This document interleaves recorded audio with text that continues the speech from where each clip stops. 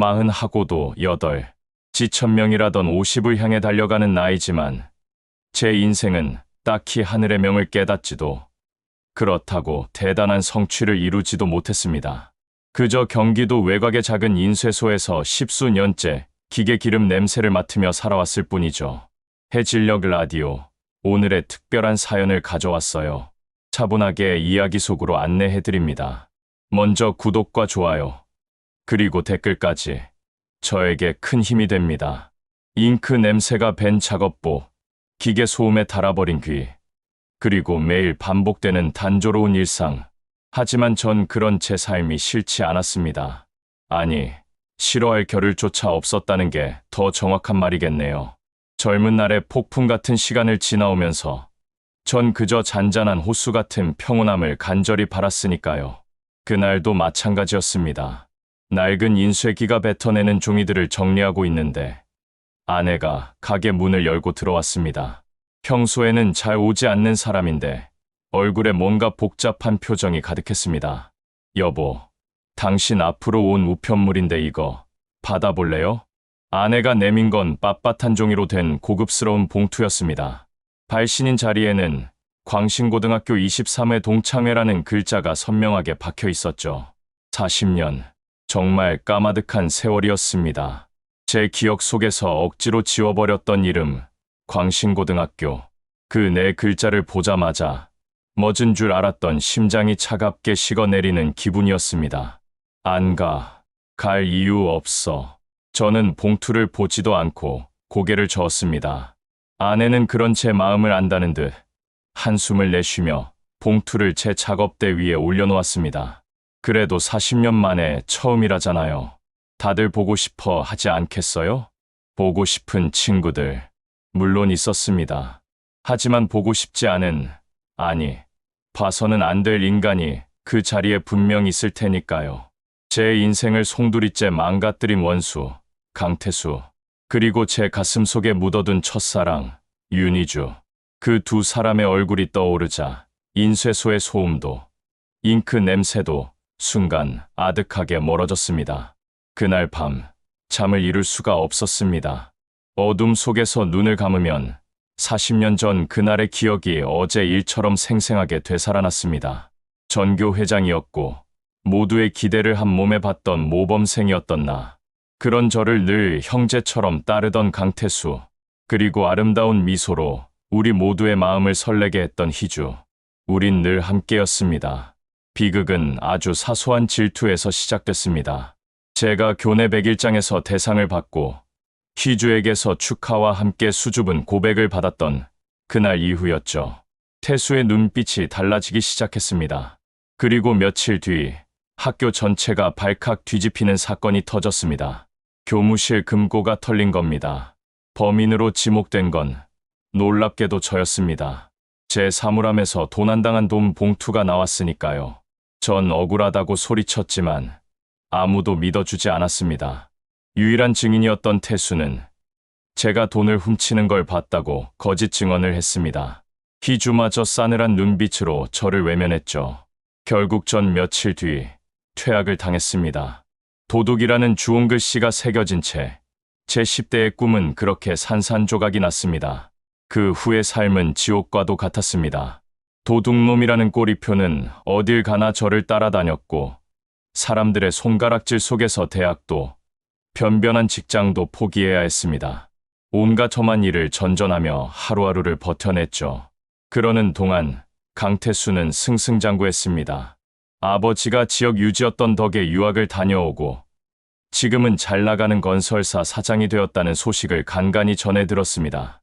희주와 결혼했다는 소식도요. 그냥 딱 한 번만이라도 가봐요. 이젠 다 지난 일이잖아요. 당신이 얼마나 열심히 살아왔는지 친구들도 알아줄 거예요.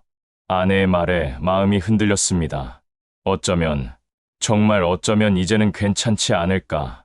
40년이라는 세월은 모든 것을 잊게 할 만큼 긴 시간이 아닐까. 며칠을 뜬 눈으로 고민한 끝에 전 결국 동창회에 가기로 마음먹었습니다. 도망치듯 살아온 과거를 이번 한 번만큼은 정면으로 마주해보고 싶었습니다. 동창회 날, 전 몇 번이나 망설이다 겨우 행사장 안으로 들어섰습니다. 화려한 샹들리에와 고급스러운 음식들, 제 낡은 양복이 초라하게 느껴졌습니다. 어색하게 서 있는데 저를 알아본 친구 몇몇이 다가와 반갑게 인사를 건넸습니다.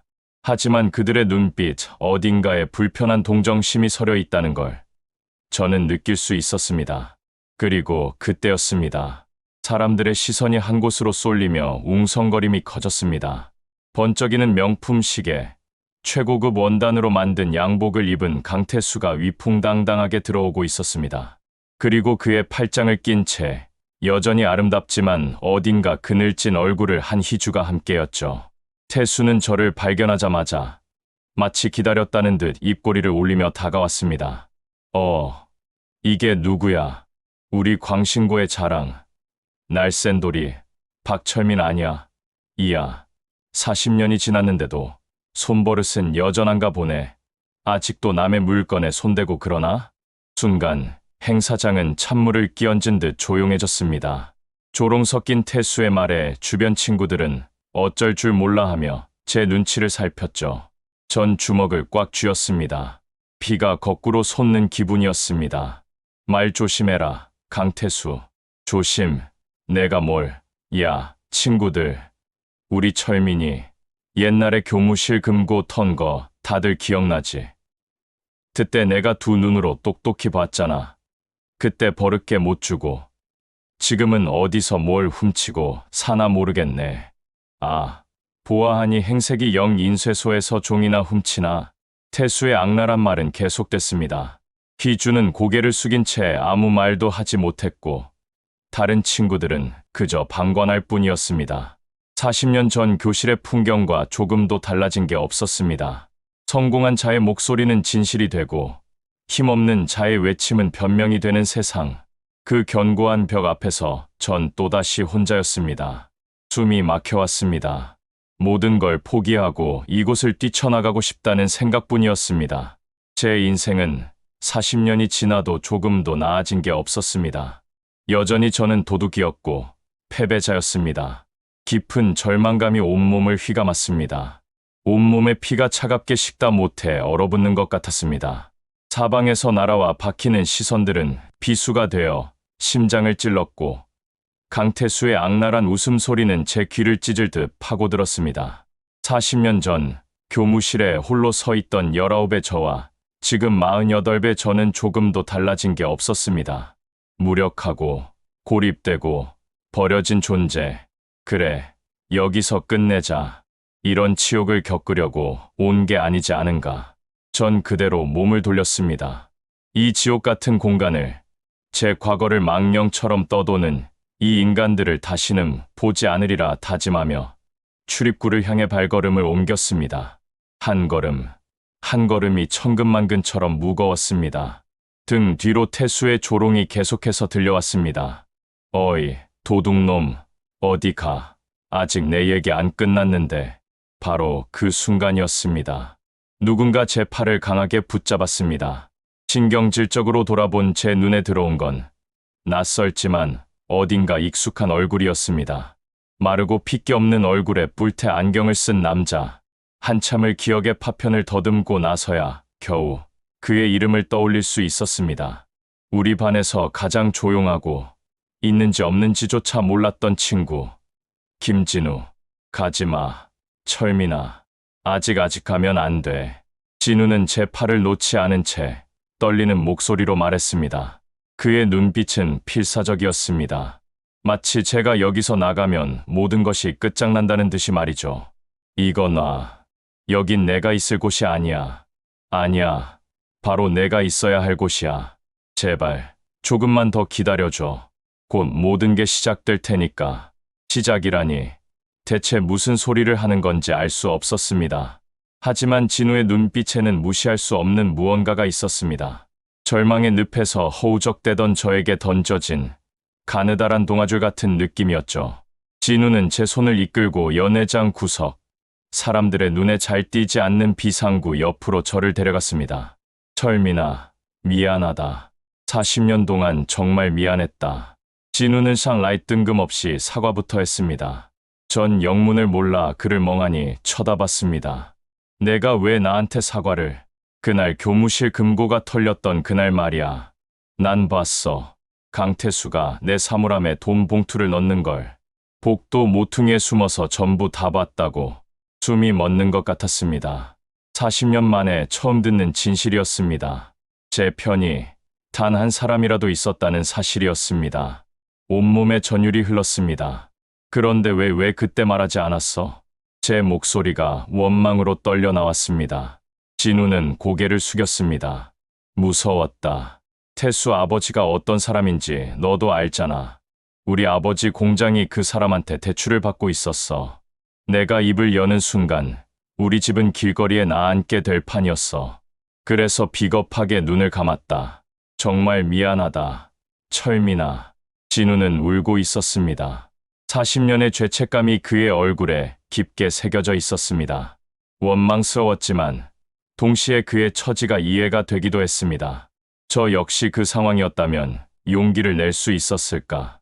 하지만 평생을 후회하며 살았어. 너는 모든 걸 잃었는데 저놈은 모든 걸 누리며 사는 걸 보면서 언젠가는 반드시 진실을 밝히겠다고 다짐했다. 그리고 오늘이 바로 그날이야. 진우는 주머니에서 작은 USB 하나를 꺼내 제 손에 쥐어주었습니다.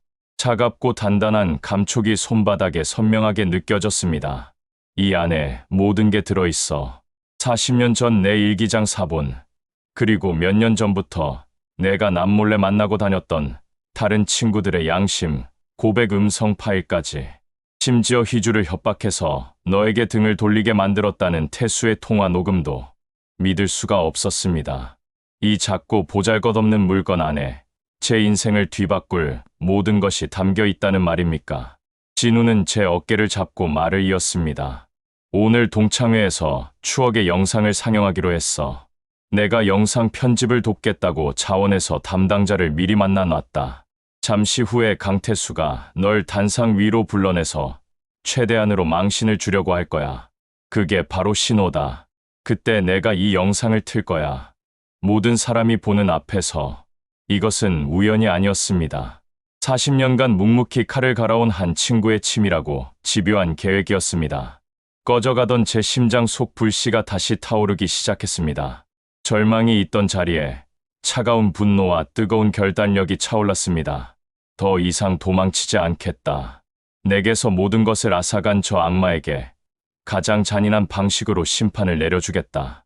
저와 진우가 다시 연회장으로 돌아왔을 때 아니나 다를까 강태수는 마이크를 잡고 단상 위에서 저를 향해 손짓하고 있었습니다. 자자, 여러분, 이 자리에 아주 특별한 친구가 와 있습니다. 우리의 영원한 도둑, 박철민 군. 이리 올라와서 40년 동안 어떻게 도둑질하며 살았는지 소감 한마디 해봐야지. 사람들이 낄낄거렸습니다. 하지만 이번에는 달랐습니다. 그들의 웃음소리가 더 이상 두렵지 않았습니다. 전 천천히 단상을 향해 걸어갔습니다. 사형장으로 끌려가는 패배자가 아니라 심판을 집행하러 가는 집행관의 걸음으로. 제 눈빛을 본 강태수가 순간 움찔했지만 그는 곧 다시 비웃음을 되찾았습니다. 제가 단상 위에 오르자 동창회장의 목소리가 스피커를 통해 울려 퍼졌습니다. 자, 이제 분위기도 무르익었으니 저희가 준비한 40년 전 추억의 영상을 함께 보시겠습니다. 다들 스크린을 주목해 주십시오. 연회장의 모든 조명이 꺼지고 거대한 스크린에 모두의 시선이 집중되었습니다. 어둠 속에서 저는 비상구 옆에 서 있는 진우가 노트북에 무언가를 꽂는 것을 어렴풋이 볼 수 있었습니다. 강태수는 제 어깨에 팔을 두른 채 귓가에 속삭였습니다. 이제 넌 끝났어, 병신아. 스크린이 환하게 켜졌습니다. 하지만 스크린에 나타난 것은 낡은 졸업사진이 아니었습니다. 검은 바탕에 흰색 글씨로 된 한 문장이 천천히 떠오르고 있었습니다. 40년간 감춰졌던 진실에 대하여. 순간 장내에 흐르던 경쾌한 음악이 끊기고 낮고 무거운 피아노 선율이 연회장 전체에 서늘하게 울려 퍼지기 시작했습니다. 40년간 감춰졌던 진실에 대하여. 새하얀 글씨가 검은 스크린 위에서 서늘하게 빛나고 뒤이어 낮고 무거운 피아노, 선율이 연회장 전체를 휘감았습니다. 강태수의 얼굴에서 웃음기가 사라졌습니다. 그는 저를 붙잡고 있던 팔을 스르륵 놓더니 당황한 표정으로 스크린을 쳐다봤습니다. 주변 친구들도 웅성거리기 시작했습니다. 다들 이게 무슨 상황인지 이해할 수 없다는 표정이었습니다. 그때 스크린 속 글씨가 바뀌었습니다. 1985년 광신고등학교 교무실 금고 도난 사건, 그리고 박철민 학생 퇴학. 강태수의 얼굴이 순간적으로 굳어졌습니다. 하지만 그는 이내 애써 태연한 표정을 지으며 저를 곁눈질했습니다. 이거 혹시 내가 꾸민 짓이냐? 감히 이런 장난을 쳐. 그의 목소리에는 분노와 함께 미세한 떨림이 섞여 있었습니다. 하지만 저는 아무 말도 하지 않았습니다. 그저 차갑게 식어가는 그의 얼굴을 응시할 뿐이었습니다. 스크린에는 낡은 종이 한 장이 나타났습니다. 잉크가 번지고 글씨는 희미했지만 또렷하게 김진우라는 이름과 함께 당시의 날짜가 적혀 있었습니다. 진우의 40년 전 일기장이었습니다. 그의 어린 글씨체로 그날의 진실이 담담하게 기록되어 있었습니다. 1985년 5월 17일. 오늘 태수 녀석이 철민이 형 사물함에 돈 봉투를 넣는 걸 봤다. 형이 교무실에 간 사이에 몰래 나한테 들키자 자기가 회장 선거에서 지면 철민이 형을 가만두지 않겠다고 했다. 무서워서 아무 말도 못했다. 철민이 형한테 너무 미안하다. 나도 형처럼 똑똑하고 멋진 사람이 되고 싶었는데 비겁한 내가 너무 싫다. 일기장 내용이 스크린에 또렷하게 뜨자 연회장 곳곳에서 탄식과 웅성거림이 터져 나왔습니다. 강태수의 얼굴은 점차 하얗게 질리기 시작했습니다. 그의 옆에 앉아있던 희주는 손으로 입을 틀어막은 채 충격에 휩싸인 눈으로 태수를 바라봤습니다. 영상은 다음 장면으로 넘어갔습니다. 이번에는 낡은 흑백 사진들이 번갈아 나타났습니다. 고등학생 시절의 강태수, 저, 그리고 희주의 모습이었습니다. 순수했던 시절의 웃음 가득한 얼굴들. 하지만 이 사진들은 이어지는 내용의 비극성을 더욱 부각하는 장치에 불과했습니다. 스크린에 진우의 모습이 나타났습니다. 이제는 40대 후반이 된 주름진 얼굴. 그는 카메라를 응시하며 떨리는 목소리로 말했습니다. 저는 40년간 이 죄책감 속에서 살아왔습니다. 박철민은 제 가장 친한 친구였고 누구보다 성실한 아이였습니다. 하지만 강태수의 악행 때문에 모든 것을 잃었습니다. 저는 그 모든 순간을 지켜보면서도 침묵했습니다. 진우의 고백에 이어 영상은 40년 전 상황을 재구성한 그림들로 바뀌었습니다.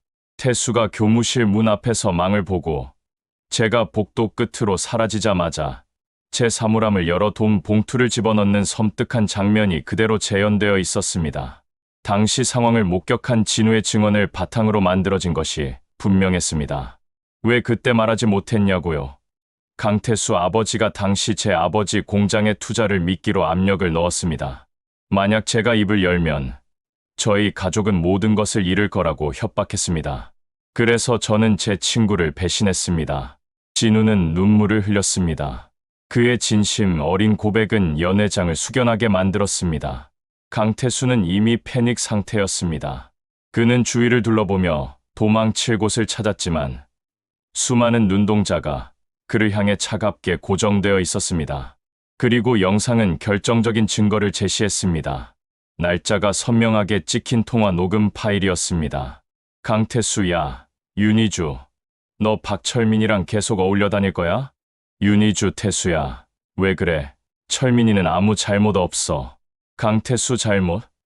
이젠 내가 뭐가 잘못인지도 모르나 보네. 너 우리 아버지 회사에 내 아버지 일자리 달려있는 거 모르냐? 내 아버지 잘리면 이 동네에서 평생 고개도 못 들고 살게 될 거야. 윤희주 아니야 제발. 강태수 박철민이 도둑질한 거 봤다고 진술해. 그리고 걔랑 헤어져. 안 그러면 내 가족 전부 길바닥에 낳는 꼴 보고 싶으면 계속 그렇게 철민이 편이나 들어라. 선택은 내 몫이야. 녹음 파일이 끝나자 연회장은 폭발 직전의 고요함에 휩싸였습니다. 태수의 얼굴은 이미 핏기 하나 없는 백지장 같았습니다. 단상 위에 서 있는 그의 다리가 미세하게 떨리고 있었습니다. 옆에서 이 모든 것을 듣고 있던 희주는 충격으로 온몸이 굳어버린 듯했습니다. 그녀의 눈에서는 굵은 눈물이 쉴 새 없이 흘러내리고 있었습니다. 영상은 마지막 증거를 보여주었습니다. 강태수가 40년 전 교무실 금고에서 훔쳤던 돈을 후에 자신의 아버지 사업 자금으로 사용했다는 은행 기록 문서였습니다. 당시 수사관들의 부실 수사로 인해 묻혔던 또 다른 진실의 조각이었습니다. 이는 단순한 누명 사건을 넘어 한 사람의 인생을 파괴하고 그 위에 자신의 불을 쌓아 올린 강태수의 추악한 민낯을 적나라하게 드러냈습니다. 진실은 언제나 드러나는 법. 마지막 문구가 스크린에 새겨지고 영상은 천천히 끝이 났습니다. 연회장의 불이 다시 켜졌지만 아무도 움직이지 못했습니다. 모두가 충격과 배신감, 그리고 죄책감이라는 무거운 감정에 짓눌린 듯했습니다. 저는 강태수를 응시했습니다. 그의 눈동자에는 더 이상 오만함이나 조롱이 없었습니다. 오직 깊은 공포와 절망만이 가득했습니다. 40년 동안 제 가슴을 짓눌렀던 그 억울함과 분노가 이제는 고스란히 그의 것이 되어 그의 심장을 꿰뚫고 있었습니다. 마침내 모든 것이 제자리를 찾아가는 순간이었습니다. 4단계 최후의 심판, 극적인 폭로. 연회장의 불이 다시 켜졌을 때 그 밝음은 오히려 잔인하게 느껴졌습니다. 모든 사람의 얼굴에 떠오른 충격과 경악, 그리고 혐오의 감정이 적나라하게 드러났기 때문입니다. 그 수많은 시선들은 이제 한 곳, 단상 위에 초라하게 서 있는 강태수에게로 향했습니다. 그는 마치 발가벗겨진 채 광장 한가운데 내던져진 죄인과도 같았습니다. 침묵을 깬 것은 한 친구의 나지막한 욕설이었습니다. 미친 새끼. 그 한마디는 신호탄과도 같았습니다. 여기저기서 분노의 찬 목소리들이 터져 나오기 시작했습니다. 세상에 어떻게 친구한테 저런 짓을 할 수가 있어? 인간도 아니다. 저건 악마야. 악마. 우린 저런 쓰레기 말을 믿고 40년 동안 철민이를 오해했던 거야? 분위기는 순식간에 반전되었습니다. 조금 전까지만 해도 태수의 농담에 웃으며 저를 동정의 눈으로 쳐다보던 친구들이 이제는 경멸과 분노가 뒤섞인 눈으로 태수를 쏘아보고 있었습니다. 그들의 시선은 마치 수천 개의 칼날이 되어 태수의 온몸을 꿰뚫는 듯했습니다. 태수는 공포에 질린 얼굴로 뒷걸음질 쳤습니다. 아니야. 저건 다 거짓말이야. 조작된 거라고. 저놈이 박철민 저놈이 꾸민 짓이야. 그는 미친 사람처럼 소리쳤지만 그의 외침은 이미 힘을 잃은 공허한 메아리에 불과했습니다. 아무도 그의 말을 믿지 않았습니다. 영상 속의 증거들은 너무나도 명백했고 진우의 눈물 어린 고백은 너무나도 진실했기 때문입니다. 그때 희주가 자리에서 벌떡 일어났습니다. 그녀는 비틀거리는 걸음으로 단상을 향해 걸어왔습니다. 눈물로 범벅이 된 그녀의 얼굴에는 40년간 억눌러왔던 모든 감정이 담겨 있었습니다. 그녀는 태수의 앞에 서서 떨리는 손으로 그의 뺨을 힘껏 내리쳤습니다. 짝. 날카로운 파열음이 연회장 전체에 울려 퍼졌습니다. 내가 어떻게 나한테, 그리고 철민이한테 이럴 수 있어. 난 평생을 너 때문에 죄인으로 살았어. 얘 협박 때문에 가장 소중한 사람을 배신하고 매일 밤 악몽을 꾸면서 그런데 넌. 희주는 울부짖었습니다. 그녀의 절규는 단순히 한 개인의 슬픔이 아니었습니다. 그것은 강태수라는 악마에 의해 망가져 버린 우리 모두의 잃어버린 시간에 대한 통곡이었습니다.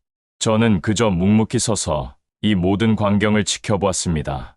40년간 제 안에서 들끓었던 복수심은 이상하게도 차분히 가라앉아 있었습니다. 저 추악한 몰락의 현장을 보고 있자니 분노보다는 깊은 허무함이 밀려왔습니다. 저런 인간 하나 때문에 내 인생의 가장 빛나던 시절이 통째로 사라져버렸다는 사실이 새삼스레 아프게 다가왔습니다. 모든 것이 무너졌음을 직감한 태수는 마지막 발악을 했습니다. 그는 갑자기 저에게 달려들어 멱살을 잡았습니다. 박철민, 이 개자식아. 내가 감히 나를 내가 누군지 알아? 내가 너 같은 거 하나 묻어버리는 건 일도 아니야. 하지만 그의 손에는 아무런 힘이 없었습니다. 저는 그의 손을 조용히 뿌리쳤습니다. 그리고 그의 눈을 똑바로 쳐다보며 40년 만에 처음으로 제 마음속에 담아두었던 말을 꺼냈습니다. 태수야, 넌 내가 나한테서 모든 걸 빼앗았다고 생각했겠지. 명예, 친구, 그리고 사랑까지도. 그래, 넌 많은 걸 가져갔어. 하지만 딱 하나, 가져가지 못한 게 있어. 저는 잠시 숨을 골랐습니다. 연회장의 모든 사람들이 저의 다음 말을 기다리고 있었습니다. 넌 내 인생을 훔쳐갈 순 있었지만 내 자신까지 훔쳐가지 못했어.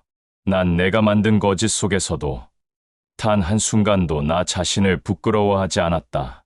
힘들게 그리고 정직하게 살아왔으니까. 하지만 넌 어떠냐, 강태수. 넌 내가 쌓아 올린 모든 것이 거짓이라는 걸 매 순간 알고 있었을 거다. 지난 40년 동안 과연 누가 진짜 지옥에서 살았던 걸까? 제 말이 끝나자 태수는 무너져 내렸습니다. 그는 단상 위에 주저앉아 얼굴을 감싸 쥔 채 어린아이처럼 흐느끼기 시작했습니다. 그의 울음소리는 변명도 후회도 아닌 그저 모든 것을 잃어버린 자의 처절한 비명이었습니다.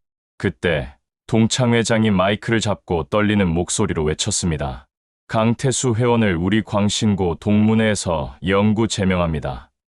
그리고 이 자리를 빌려 40년간 억울한 누명을 쓰고 살아온 박철민 친구에게 우리 모두 진심으로 사과합시다. 그의 말이 끝나자 누가 먼저랄 것도 없이 박수가 터져 나왔습니다. 처음에는 작게 시작된 박수 소리는 점점 커져서 연회장 전체를 뒤흔드는 거대한 함성이 되었습니다. 친구들은 저를 향해 미안함과 존경이 담긴 눈빛을 보내며 뜨거운 박수를 쳤습니다. 그 박수 소리를 들으며 저는 조용히 눈을 감았습니다. 40년이라는 길고 어두웠던 터널의 끝에서 마침내 한 줄기 빛이 쏟아져 들어오는 기분이었습니다. 정의는 죽지 않았습니다. 다만 조금 더디게 찾아왔을 뿐이었습니다.